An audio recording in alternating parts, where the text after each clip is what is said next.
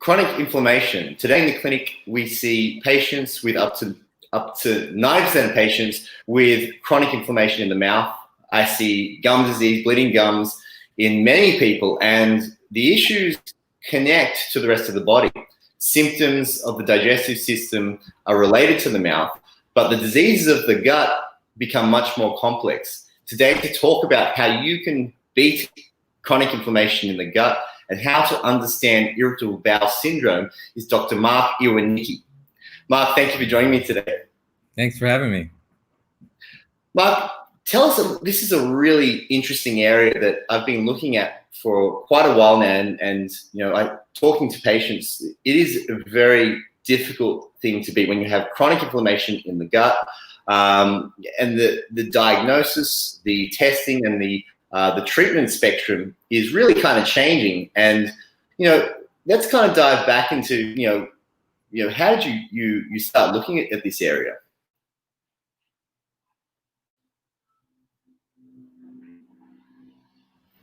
Sorry, you froze up for a second. Yeah, sorry. So we're just jumping into how did you first get into understanding the chronic inflammatory digestive interface? Yeah, so I think like all practitioners, I had a personal story, a personal journey. I suffered from a lot of IBS and a lot of inflammation. For me, actually, interestingly, the root cause was a lot of mercury amalgams. My mouth was full of mercury, and I went to see a functional doctor close family friend who's a medical doctor, but practiced it more naturopathically. And we had a talk about the inflammation in my mouth, and he suggested I had all the amalgams removed, and we did a bunch of chelation therapies. And steadily, my health started to improve. My allergies were improving. My gut health was improving. I started working on some candida overgrowth that was happening in my gut, which happens a lot of the time with mercury in the mouth. There's a lot of candida issues in the gut, which mimic symptoms of IBS. So I just started feeling better and better, and was amazed by the whole approach, and started researching different programs and ways I could dive more into.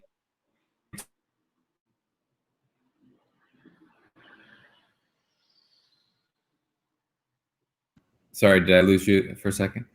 Found out about a naturopathic school here in the US and decided to pursue a program in naturopathic medicine and acupuncture, and have been in practice for the last now almost 5 years, treating patients with all kinds of natural interventions for gastrointestinal complaints, for autoimmunity, hormones, all types of chronic diseases as well. It's really interesting you kind of came in through the mouth, right? Because we really don't consider that that connection and how the mouth is intimately connected to the digestive system. And I think one big mistake that a lot of practitioners out there are potentially making is ignoring the mouth. And your personal story was pretty much came in through the mouth, but I think there's a lot of answers out there for people if we consider, what is happening in terms of symptomology, but also, potential, there can be pre-existing conditions, there can be exposures. There are a lot of answers. Things are a lot more simple in the mouth, and the way we solve these issues moving forward, really does connect in. So, I mean, look, let's talk about that a little bit. When you start to look at when people are coming to you with with complaints of chronic digestive issues, what are the most common symptomology that you're seeing now in the clinic that people are reporting to you? So most commonly it's gas and bloating, I would say. A lot of people are feeling bloated, chronically bloated, painfully bloated. Secondarily, that is changes in stool. So people are having a lot of loose stools. Majority of the time it's loose stools. Sometimes it's constipation. Sometimes it's alternating loose stools and constipation. Sometimes there's reflux. There's acid reflux and GERD that goes along with that. But predominantly, I would say it's abdominal pain, bloating, and loose stools that people are coming in with. and then getting the diagnosis of IBS from their doctors. And then we kind of take it from there. Yeah, I wanted to mention, just to piggyback off the mouth, how vitally important the mouth is.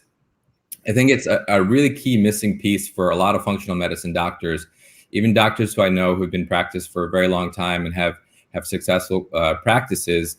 They really, for the really difficult cases, the mouth is key. I mean, it's so important. I had a patient just that I was thinking about who came to see me.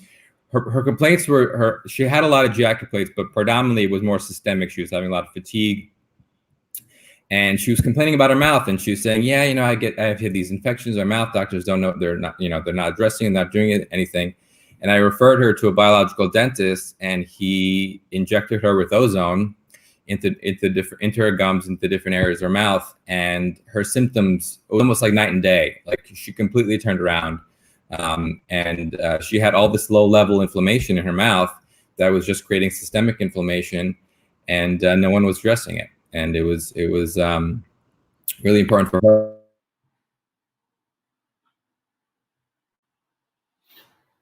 I just wanted to mention that too. That I'm a big fan of dentistry, and I think it's so important in the functional medicine piece. Yeah, I think that's really true. That I think even in the functional medicine spheres, we're really kind of still missing this last piece, which is connecting the whole body, and the mouth kind of is a nice interface for that. I suspect a lot where patients have kind of gone to they've had a diagnosis of whether it's IBS or even not IBS. That they don't even have diagnosis; they have symptoms that you're describing. And I lost you there for a second.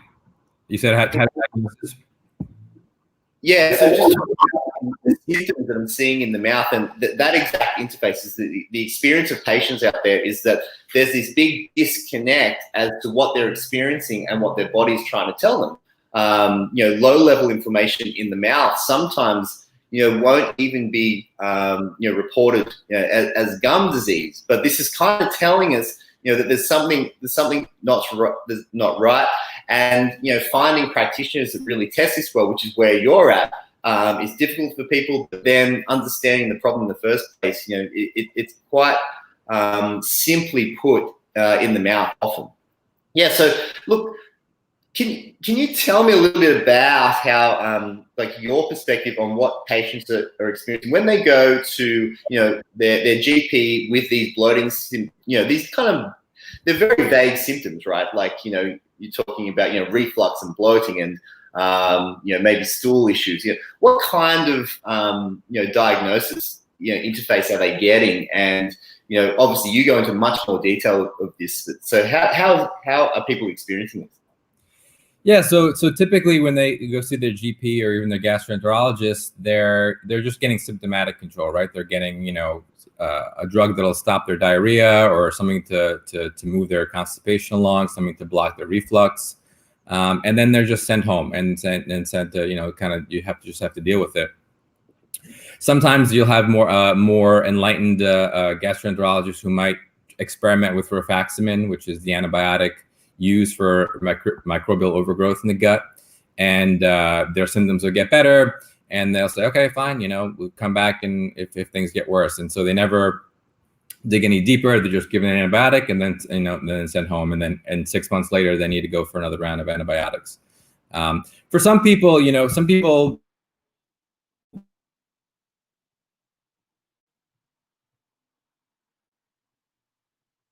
I lose you? I said for some people, they might just be happy with symptomatic control, but for people who seek out a functional medicine doctor or a naturopathic doctor, they're wanting to go deeper. They're wanting to address those underlying causes, to look at the microbiome balance and see what's going on and see how they can make changes in order to kind of address the root cause going on there. Yeah, and it's, it kind of takes a long time, doesn't it? Sometimes people suffer from these things for quite a long, thinking that, it'll go or it's normal. What would you say, kind of the normal, digestive experience that people should be experiencing? Because I think that people are a long way from this, and we're going to kind of dive into the, the physiology behind it. But what would you say that is the normal, digestive, general symptomology that people should be experiencing? What is good digestive health? Yeah, so that's a great question. In Chinese medicine, the small intestine is represented by the goat, and the reason it's represented by the goat is the goat can eat anything. Goats can eat, metal. They can eat cans. They can eat all, and their body will just digest it, and they'll be fine. And so, in an ideal, state, that's the way our gut should be. We should be able to eat anything we want and be fine, not have major symptoms. So we're having regular bowel movements, at least 1 or 2 per day. They're well formed.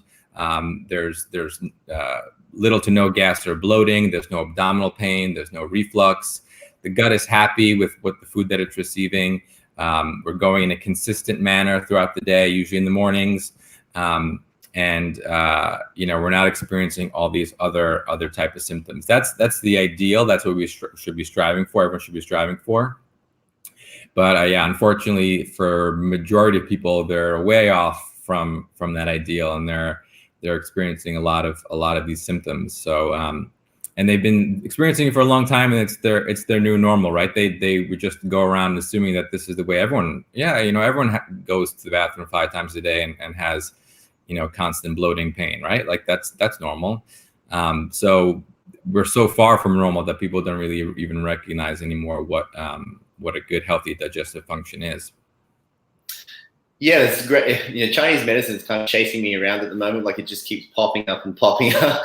And, like, I've got my grandmother, was Chinese, and, she kind of, put a lot of wisdom into me at a young age, like simple things like that, But it's a great point, is that the digestive system has all the systems in place to be able to deal with anything, right? And if you eat something that's a bit toxic or has some, heavy metals in it, you should be able to move that through. And it's more of, the perspective that we are in an environment that overloads us with these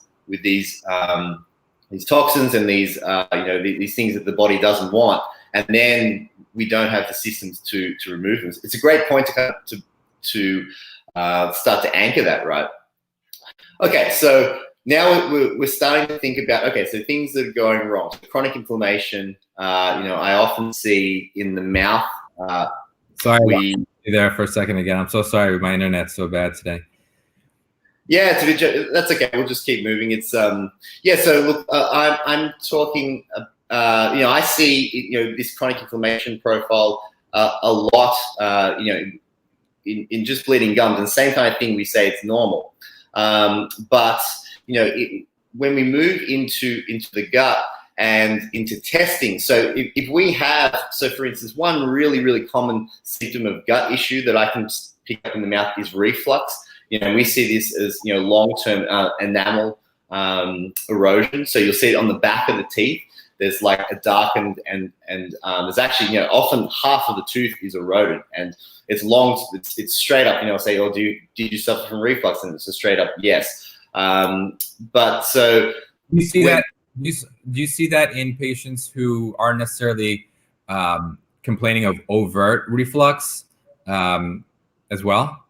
Yeah. So it's really common that we'll look at the back of the teeth, and nearly half of the enamel is gone, and they'll I'll say, you probably suffer from a bit of reflux at some point in your life, and they'll straight up say, yeah, but it's not often something that they've sought out treatment for. They might take some antacids here or there, but it's often just a long-term, it's a breathing issue as well, because they breathe the acid in and out. And then, so basically they've had this low-level acid exposure to the mouth, and then it's been an underlying gut issue that they just haven't been able to diagnose and understand, or even thought about it. They just thought it's normal. They just pop antacids. You mentioned that as one of the common symptoms that you see. Explain to us. I think there's a big misconception about acid in the stomach, right? So let's jump into that a little bit as to what acid does, and some of the symptomology that people are coming up with acid reflux?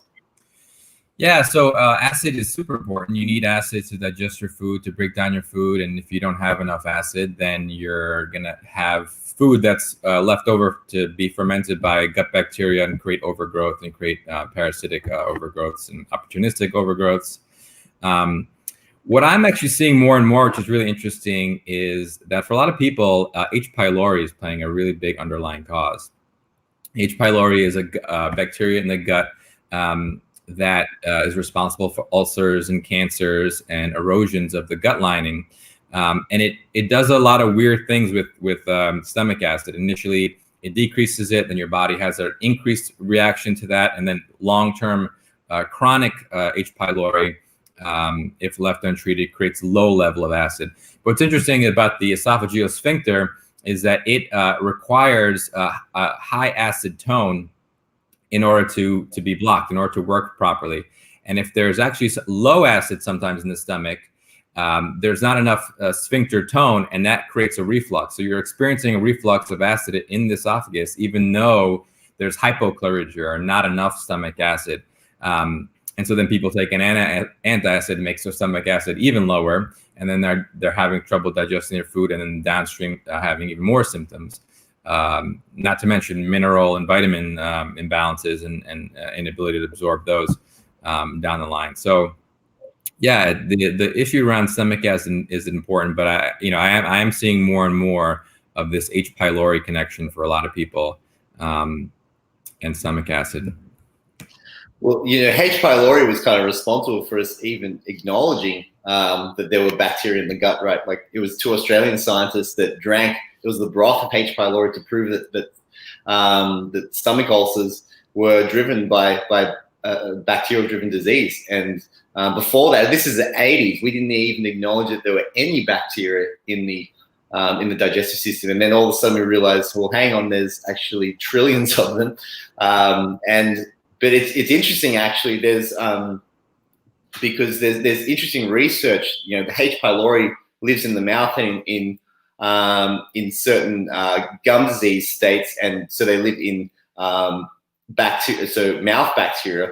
What happens is that we get the best part. You said there's interesting research, then you cut off.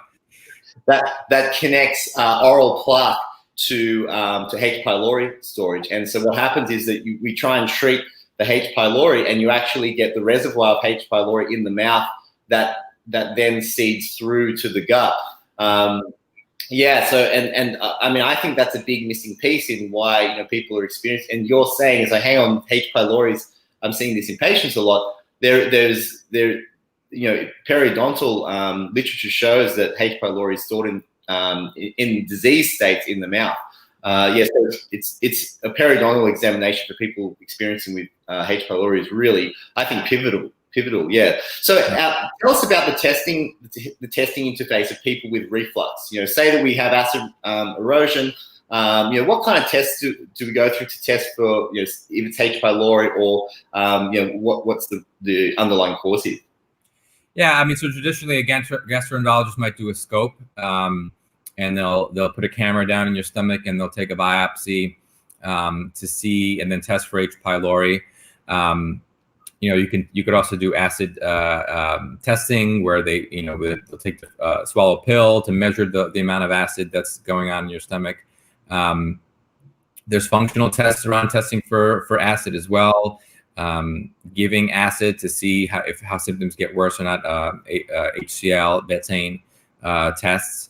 And there's also, the GI map. The GI map is the test that I use, pretty much with all my patients now. And it is a DNA PCR test of the stool, and gives us really, really actionable, clinically important information about the gut and the gut microbiome. And it tests for H. pylori. It tests for the number. It gives a quantitative measure of H. pylori. And then it also it measures virulence factors, which are genes within the H. pylori that let us know how aggressive it is and how resistant it is to different antibiotic treatments. So that's a test that I really love.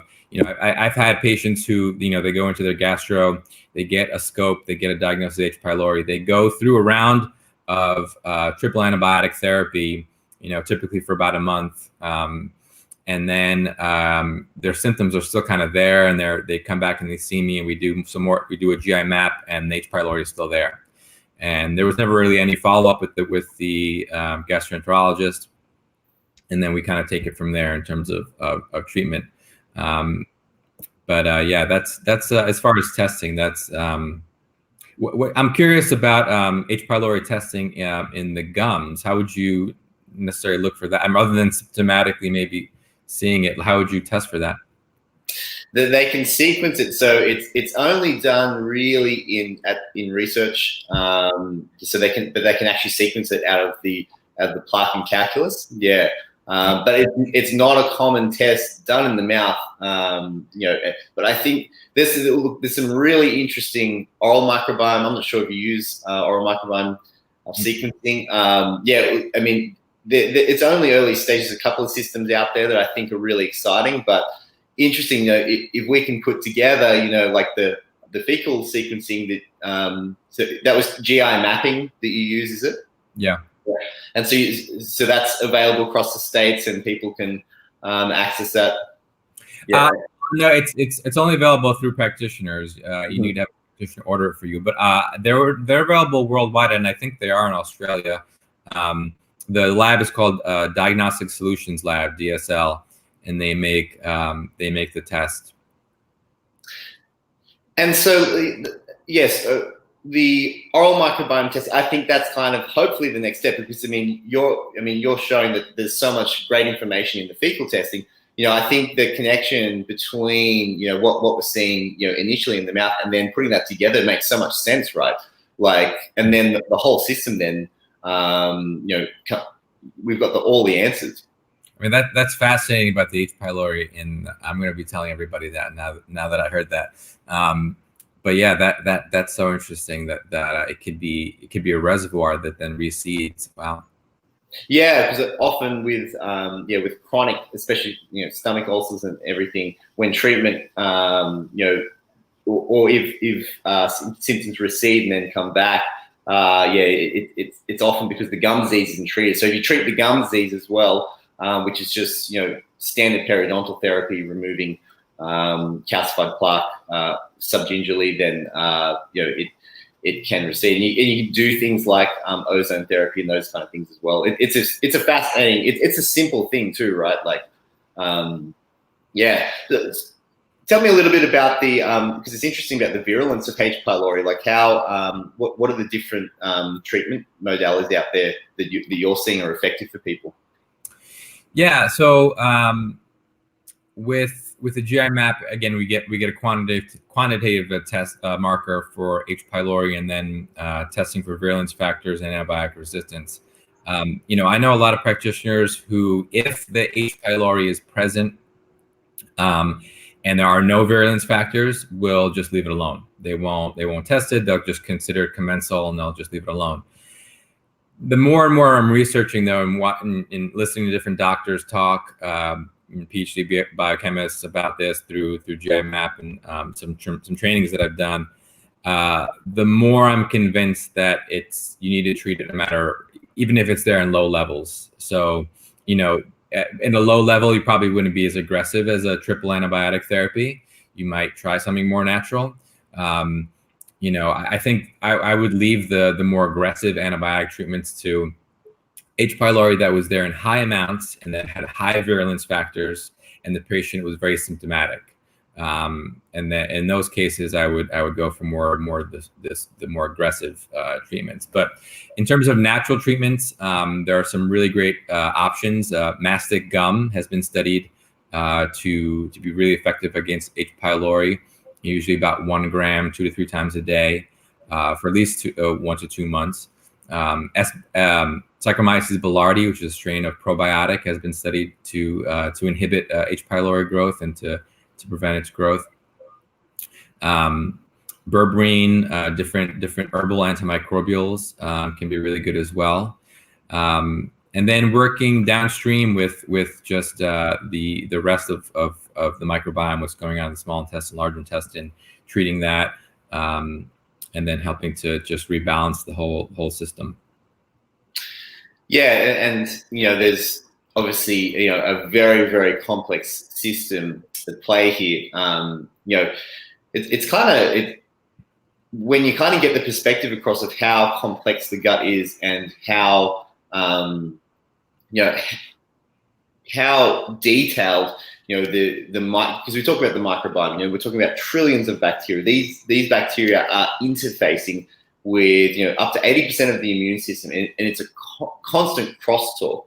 And this is all interfaced by this single cell lining of the gut, and the body manages this amazing interface. It's just mind blowing as to what's happening.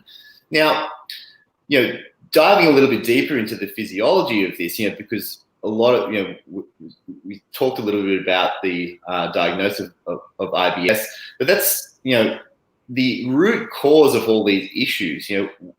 Let's talk about this in terms of what's happening in the physiology and this new understanding of the microbiome and the digestive system. Yeah, I mean, there's a lot of information out on the microbiome, and then there's more and more coming out every year. We're learning more and more as time goes on. We have to work with what we have and clinically make our best judgments on what we see and what we experience. But yeah, in terms of root causes, they're varied. I mean, there's everyone's an individual, and everyone has a unique health history and a unique health makeups. So you have to treat everyone as an individual. For more chronic, for patients who have recalcitrant IBS, the underlying causes could be something like mold, could be something like Lyme disease, could be something like heavy metals. So for some people who just have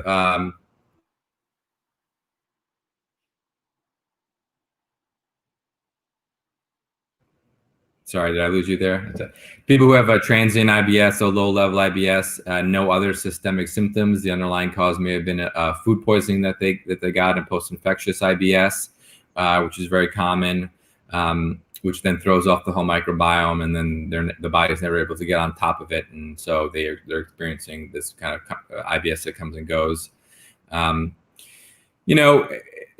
We should talk about diet as well. Ideally, a healthy person should be able to eat everything, but there are unhealthy foods and foods that generally don't work as well for our body, especially highly processed foods and sugar, diets high and processed sugars. They're just more inflammatory for the body. So these foods that are more inflammatory are going to throw off the gut, and then the body is never able to then get a handle on it again. And we experience this roller coaster of IBS symptoms. So the root causes are really varied, and you really need to take it person by person. I love doing the GI map test because each one is so unique. You begin to see patterns in people, and you begin to see patterns.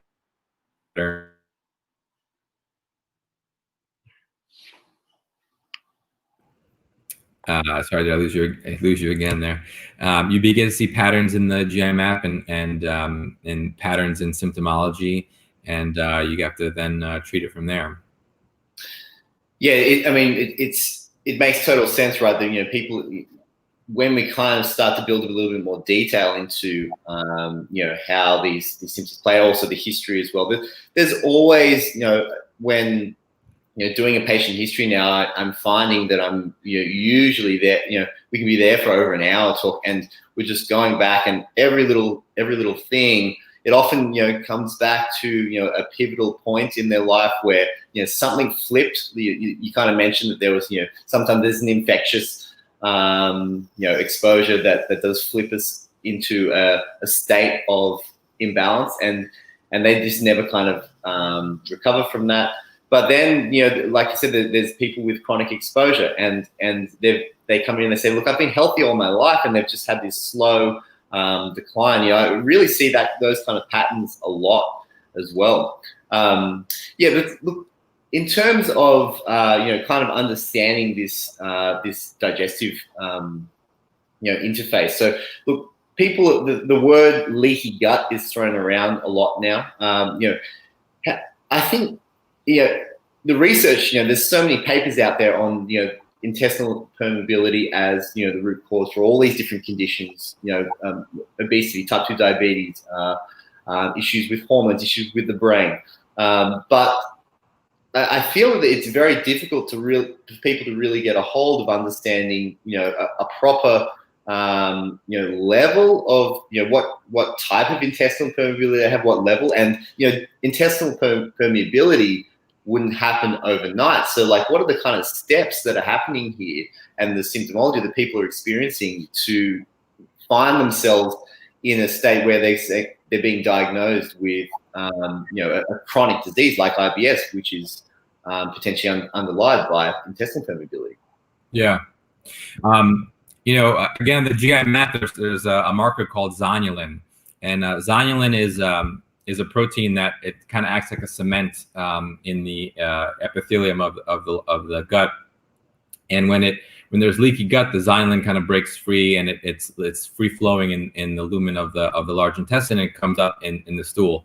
And so the higher and higher levels of zonulin we have in our stool, the more we can infer that there's intestinal hyperpermeability or a leaky gut going on with that patient. And it's really interesting to see zonulin patterns. Not everyone. If you're measuring for zonulin, someone says, "Oh, I have leaky gut, and then you're measuring for zonulin. It's not necessarily always going to be very elevated, which is interesting. For a lot of people, the majority of the time when they do have a lot of inflammation, zonulin will be elevated as well, but not all the time. Yeah, but so it's chronic exposure. There are different things that can increase zonulin and increase hyperpermeability. Chronic antibiotic use and chronic NSAID use, different pharmaceutical drugs, which 90% of the population is on, have been studied to affect intestinal permeability, increase zonulin. Sugar, there are a lot of processed foods, preservatives, chemicals in foods. All these things, heavy metals, can break apart that intestinal lining and create increased hyperpermeability, which then leads to all these downstream effects, like you mentioned: autoimmune disease, metabolic disease, neurological disease. It's a really fascinating area of research that's going on now at this gut. It's really the gut human interface, because people think of the gut as being them, but it's really not. It's the outside of your body. Our large intestine, small intestine, the lumen of those tracts is really the outside of our body. The bacteria live on the outside of our body. They live in our skin, they live in our hair, they live in our mouth, they live in our gut. But we're like a giant donut. Those are, the hole from our mouth to our anus is just like a giant donut hole, and everything that lives on the surfaces is bacteria that lives on the tables, on computers, on our body. So that interface, that donut interface, is really interesting area of research. And like you said, yeah, it's showing up in all these chronic conditions. We just had a question come through on the spelling of zonulin, so ZONULAN, and so talk a little bit about let's talk about how what zonulin does and the gut lining process. So how do we what is the normal barrier function? Sorry, I lost you there again for a second. You said talk about zonulin. Yeah, so let's dive into what zonulin does in the gut lining, because it's a really interesting. It's one of those diagnostic tools that is powerful for people to know if they have intestinal permeability and experiencing these IBS symptoms. But what does zonulin do, and why are we finding it in the feces? And in the different levels as well. So as things get worse, what's happening in terms of the barrier function? Yeah. So again, so zonulin acts like a cement for our epithelial cells. It kind of binds them all together so that the cells are nice and tight, and that there's a really good, strong junction between the cells, and proteins can't enter in through them. So we want a nice tight junction all along, like a zipper. We want the zipper to be closed all the way from the mouth to the anus. And the the cement that holds that zipper together is zonulin. One of the proteins is zonulin. So when you start getting leaky gut, that zipper starts opening up, and the protein zonulin starts releasing. It starts going up into the large intestine, small intestine, and we can measure it because it shows up in the stool. And so initially there's low levels of zonulin, which would show up as a low level of intestinal hyperpermeability or a low level of leaky gut. And then eventually, as there's more and more inflammation, the levels of zonulin go up and up and up. And we can measure that in the stool to determine like a GI test. Yeah. And what would you put the symptoms as to, say, a low level of zonulin compared to a high level? What's the general kind of way that we can describe this from what patients are experiencing? Yeah, I mean, I wouldn't say it's the best marker. It's a great marker. I wouldn't say that it's the best in terms of one-to-one correlation with symptoms. Something like calprotectin, I think, is a little bit better. It's a better measure of inflammation, and there is more of a one-to-one relation between how somebody's feeling. Calprotectin is a measure of inflammation. It's another protein in the gut epithelial cells, and it's actually the diagnostic measure for something called IBD, or inflammatory bowel disease. So in terms of spectrum of gastrointestinal diseases, you have the more functional IBS type diagnoses, which are more gas and bloating, abdominal pain, and then all the way up into severe autoimmune disease of the gut, inflammatory bowel disease like Crohn's disease and ulcerative colitis, which are characterized by increased levels of calprotectin, and I have seen also increased levels of zonulin. But the calprotectin is really the measure there in terms of inflammation. But yeah, I mean, there is a correlation. So as someone's having more and more symptoms of inflammation and their gut's becoming more inflamed, they're having more of these proteins show up in the stool, and that we can measure and kind of track the progression of their condition. And obviously so multifaceted as well. So important to take lots of different testing markers and put the whole piece together. There are other ways to manage inflammation. To measure inflammation as well. Are you finding that there are other inflammation markers that are useful, when trying to get a hold of what's happening in an IBS patient? Yeah, I mean, so in terms of what's going on in the gut, those are the two main kind of inflammatory markers. There's also secretory IgA is a really important measure of inflammation and immune health of the gut. And as IBS symptoms go up, secretory IgA goes down as well. So secretory IgA is an antibody that is produced. It's kind of like our first line defense against viruses, bacteria, and creates this kind of defense barrier all along the mucous epithelium, and like little spikes that just kind of protect us from the first line barrier against bacteria and viruses. And in these cases of IBS, where there's overgrowth or there's a dysbiosis in the gut, secretory IgA goes down. And so you get a decrease in secretory IgA, an increase in inflammatory markers like calprotectin and zonulin. In terms of looking at systemic inflammation, there's something called HSCRP, a highly sensitive C-reactive protein, which I have seen correlate, not all the time. If someone has, if you're doing a blood workup and they have elevated levels of HSCRP, and there's no real systemic cause, and remember, you can't figure out what's going on. If you look in the gut, then there's usually inflammation in the gut that's kind of leaking through into systemic circulation, creating this low level of increased inflammation. That's another really great marker that we use. Yeah. I mean, it's kind of great to see all of these. There are answers out there for people, especially people listening to this who experience digestive issues. There are modalities there to understand this better. We just kind of have to put the pieces together. You're starting to paint this picture is that we're trying to get multifaceted, measuring points from different parts of the body. We think of the mouth, we think of the digestive system. I think there really is a powerful way of treating this and understanding this disease interface. That is basically birthing right in front of us. It's fascinating. Yeah. What do you see in terms of inflammation in the mouth, other than visually, testing the mouth and seeing that there's a lot of inflammation, redness, and bleeding? Are there any markers or tests that you look for in the mouth to kind of diagnose inflammation there?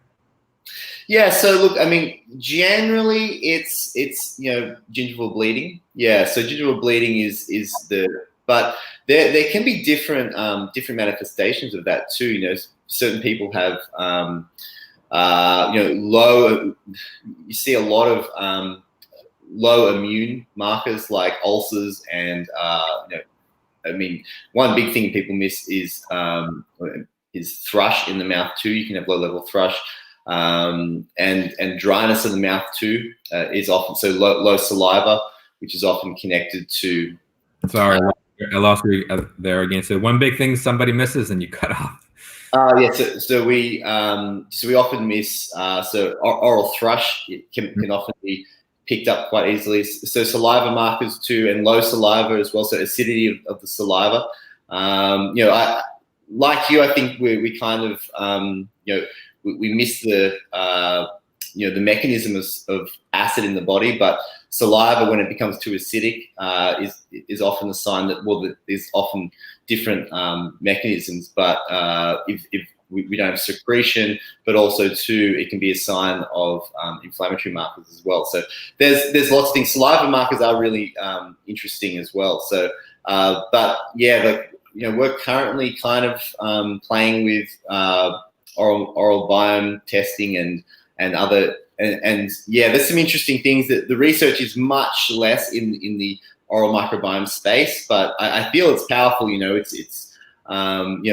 going to be there in the not too distant future. So putting all the pieces that you guys are testing in the clinic there, it really is putting the full picture together. Yeah, what's interesting too is that the sinuses play a big role in inflammation, and really no one's addressing. I mean, you're the closest to that being in the mouth. We see it all the time in terms of for mold patients who have been exposed to mold, that it's an area where there's seeding that happens, and there's a chronic exposure in the nose that then goes into the back of the throat, and creates that low level of inflammation that then just drives the rest of the body's systemic picture. But yeah, it's another missing piece. I think the sinuses and the nose that need to be addressed as well. Absolutely, and what we often see when we do a functional assessment of the mouth is that when people when the habit of mouth breathing is the primary mode, and this is then connected to their sleep and you get clenching patterns. You'll often hear that there's my sinuses are always congested. I can't breathe through my nose, and then when sometimes they'll get a scope or they'll have sometimes it's just a functional breathing issue. They haven't learned to breathe through the nose. They haven't used the immune system, but then you get this stagnant buildup, and ENT surgeons will kind of report that there's mold right through the nasal sinuses, and then there's this exposure. But ultimately, it's this whole issue of not using the system correctly. Then the exposures become worse, and yeah, there's a really interesting interface there. The tongue is really interesting too. So there's lots of ways to kind of diagnose on the tongue. I'm still kind of actually even just looking at how that's obviously connecting that from a scientific perspective. But there's an interesting link there in Chinese medicine, right? Yeah. The tongue is very diagnostic in Chinese medicine in terms of heat and inflammation in the body, digestive health of the stomach and spleen and pancreas. You can get a lot from the tongue, and depending on where on the tongue there's inflammation or different markers, you can diagnose what's going on in certain organs of the body. Yeah, it's fascinating. It's also an art unto itself. There's some people who are really, really good at diagnosing the tongue, and others kind of just use it to look at inflammation and some other things. But yeah, it's interesting. Yeah, absolutely. Let's jump on to solutions for people. So, how people are being, obviously getting a diagnosis is important, but what are you finding? We mentioned some natural remedies before, but okay, so let's talk about, people with at the autoimmune spectrum of chronic digestive issues, when we have the Crohn's disease, which is unfortunately very common today, what are you seeing as some of the treatment modalities that are helping people come out of these conditions? Yeah. So I like to work with diet first, because diet isn't a cure, but diet is definitely something that works really fast and works at controlling symptoms. So it's really important in the beginning to work with diet. So for IBS patients, low FODMAPs is something that I use quite often. So FODMAPs are foods that are high in fermentable carbohydrates that then become food for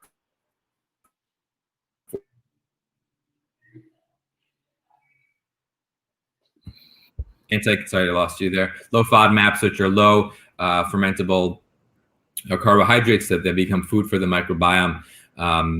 Low Candida diet, which is similar to low FODMAPs, removes those fermentable foods for the gut bugs. For IBD patients, there's something called the specific carbohydrate diet, SCD diet, which is actually very similar to low FODMAPs.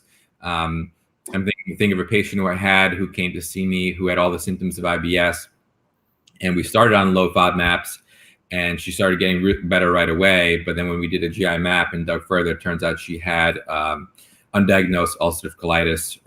She had blood in the stool, and she had increased calprotectin and zonulin.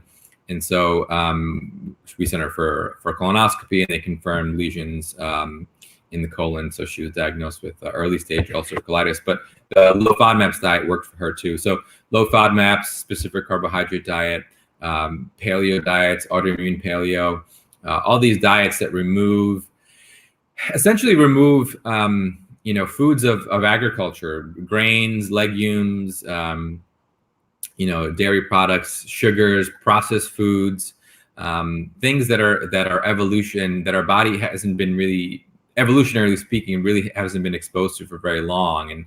And for a lot of people have difficulty processing those foods, especially when they're in these chronic disease states, chronic digestive disease states.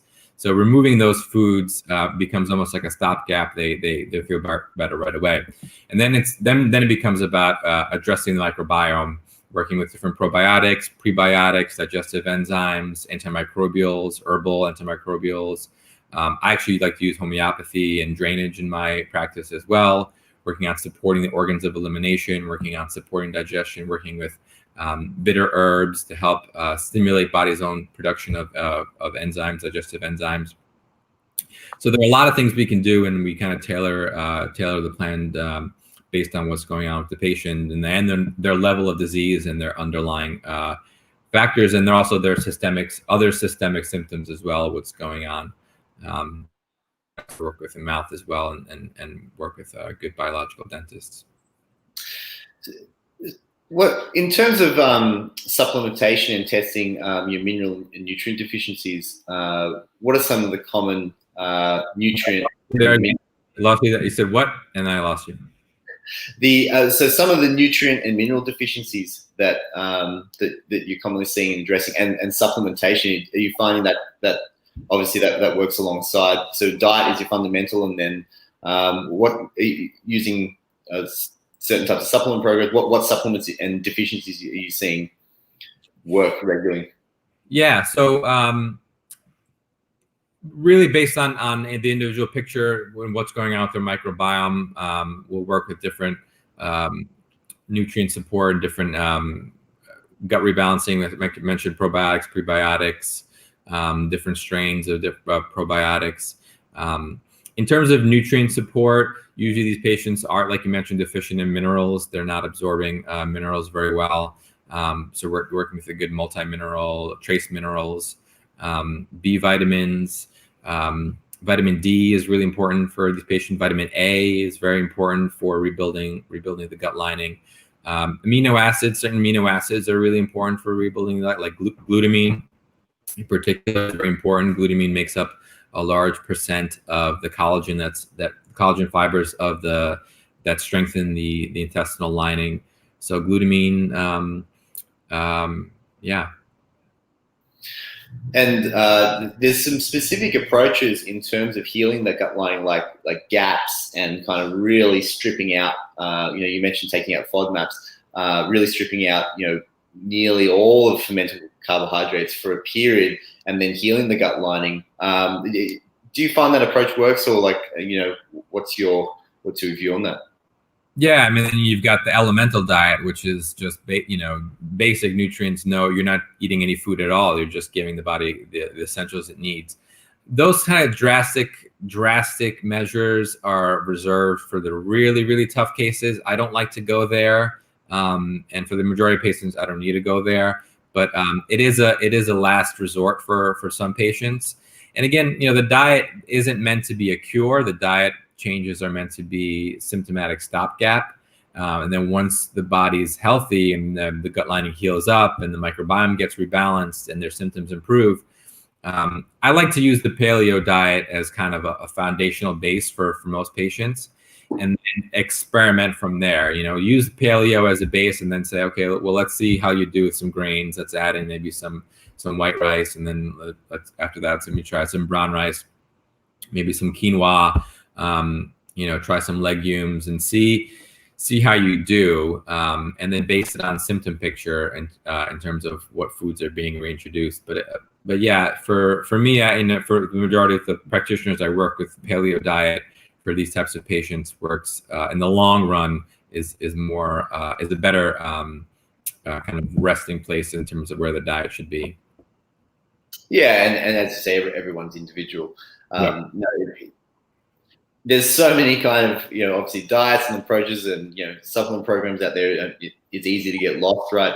I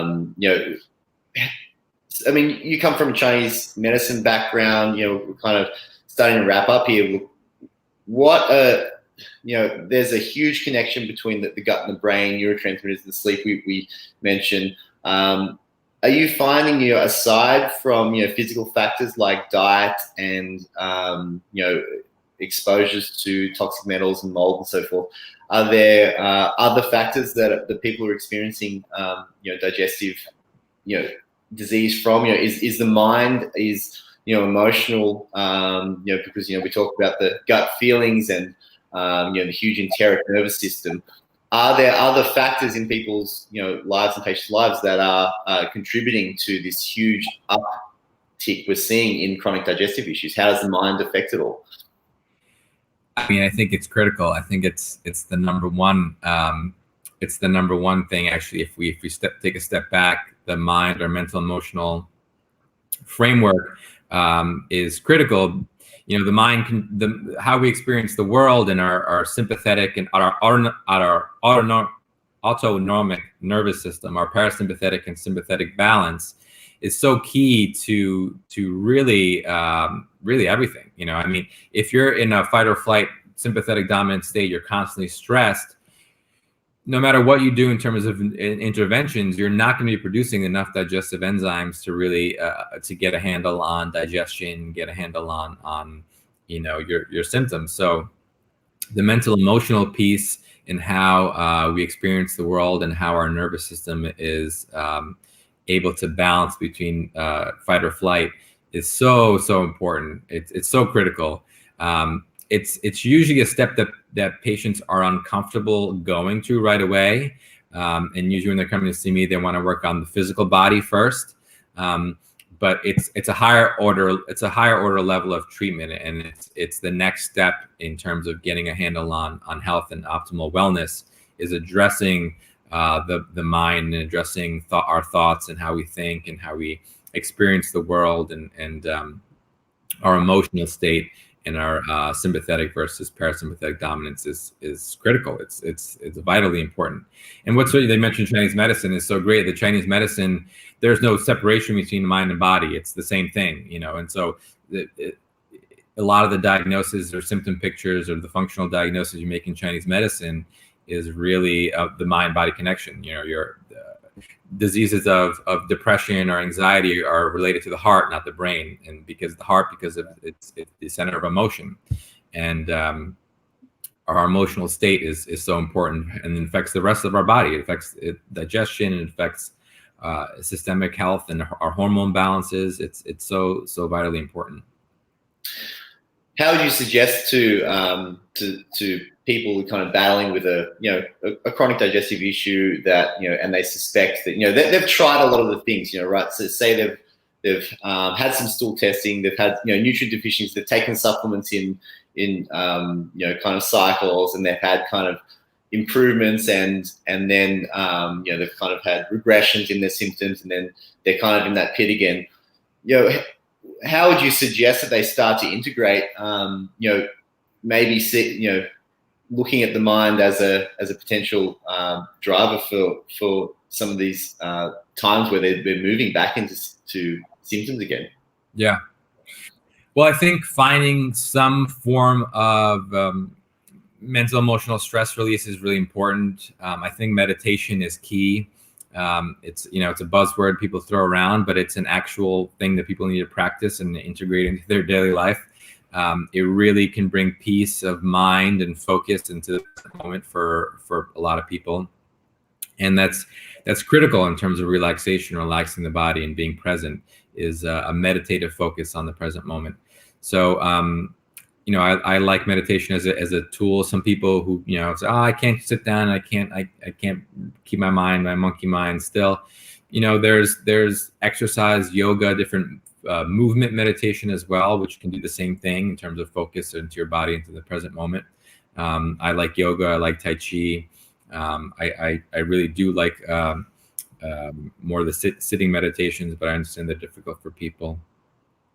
I've been getting really into Wim Hof and Wim Hof breathing, Wim Hof meditations, cold exposure, and wow, it's really, really powerful stuff in terms of especially cold exposure. If you wake up in the morning, you take a cold shower, nothing is gonna snap you into the present moment.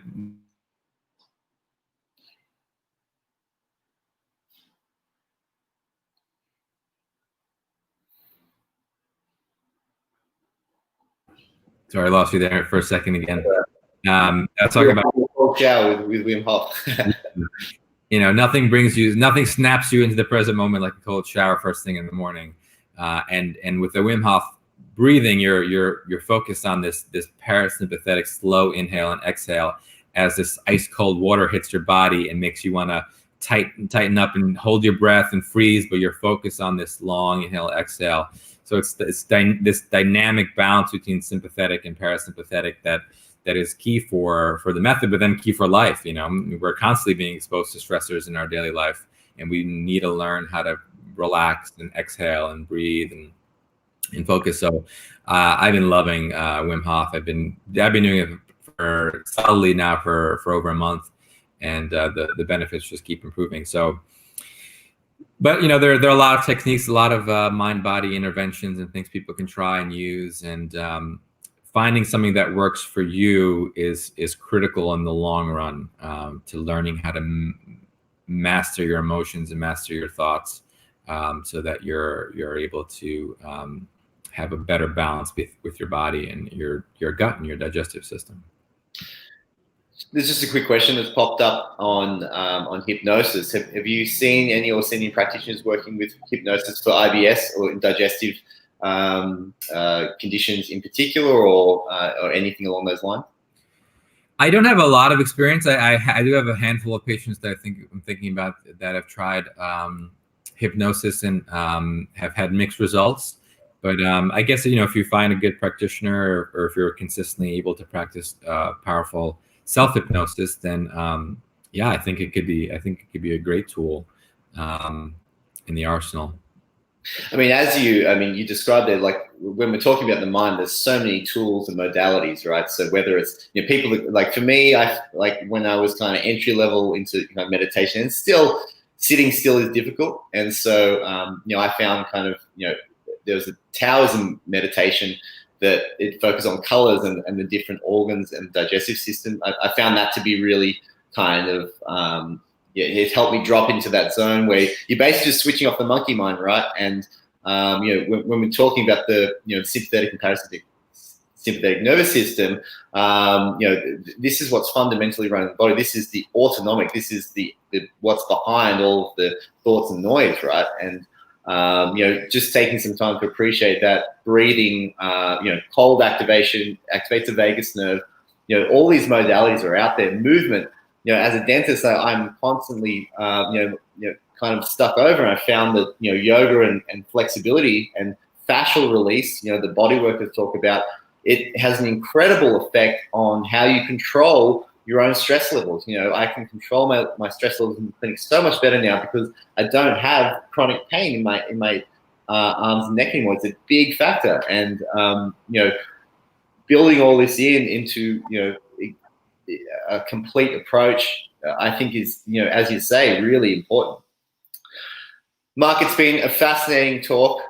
Thank you very much for joining me today. We've had a little bit of connection issue, but that's cool. We're on the other side of the world. Where can, for people that are interested in your work, you practice in New York, tell us a little bit where they can find you. Yeah, so you can go to my website, drmarkiwanicki.com. I'm pretty active on Instagram. Dr. Mark Iwanicki on Instagram. So I'm at Tribeca Wellness, a clinic here in Manhattan. I work with two amazing medical doctors, Josh Trutt and Erica Walters, and they've been trained functionally, and they're fantastic doctors. We work in a collaborative team. And Tribeca Wellness, Tribeca-wellness.com is the website there, and we're seeing patients, and we're doing Zoom remote patients now. Remote patient visits, but we're also coming in the office as well and doing different in-office procedures and therapies for patients as well.